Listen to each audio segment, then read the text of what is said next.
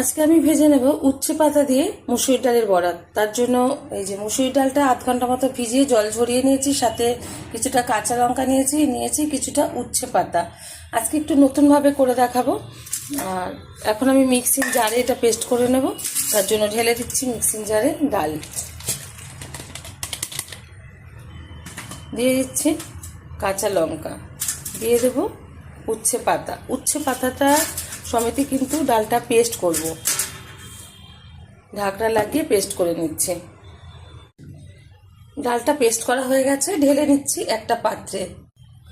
ডালটা ঢেলে নিয়েছি একটা পাত্রে। এখন এই ডালের মধ্যে দিয়ে দেব কুচিয়ে রাখা কিছুটা পেঁয়াজ, দিয়ে দিচ্ছি খুব সামান্য পরিমাণে একটু হলুদ গুঁড়ো, দিয়ে দিচ্ছি পরিমাণ মতো লবণ।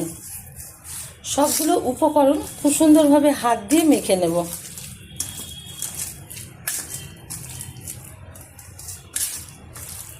ভালোভাবে মাখা হয়ে গেছে, বড়াগুলো ভেজে নিচ্ছি।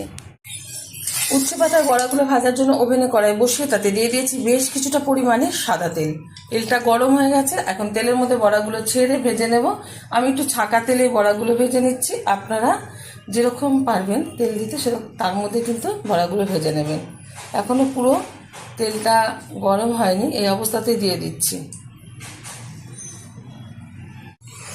সবগুলো বড়াই কিন্তু একবারে দিয়ে দিয়েছি, আর 1 মিনিট মতো আমি নাড়িয়ে নিই। এবার 1 মিনিট বাদে আমি বড়াগুলো একটু উল্টে দিচ্ছি। আমার এই রেসিপি যদি আপনাদের ভালো লেগে থাকে আপনারা অবশ্যই আমার চ্যানেলটিকে সাবস্ক্রাইব করবেন, লাইক করবেন, শেয়ার করবেন। আর যেরকমভাবে দেখালাম আজকে বড়া করার স্টাইলটা, আপনারা অবশ্যই একবার ট্রাই করবেন। আশা করি আপনাদের ভীষণ ভালো লাগবে। প্রত্যেকে ভীষণ ভালো জানে, তবু আমি আমার স্টাইলেই করে দেখাই সবসময়। গরম ভাতের সাথে কিন্তু খুব ভালো লাগে এরকম বড়া ভাজা, যেহেতু এখন গরম, তিতো কম বেশি খেয়ে থাকে প্রত্যেকেই। এরকমভাবে আপনারা করতে পারেন। বড়াগুলো কিন্তু সুন্দরভাবে ভাজা হয়ে গেছে, তুলে নিচ্ছি একটা পাত্রে। গরম গরম ভাতের সাথে গরম গরম বড়া সার্ভ করব, আপনারা অবশ্যই ট্রাই করবেন।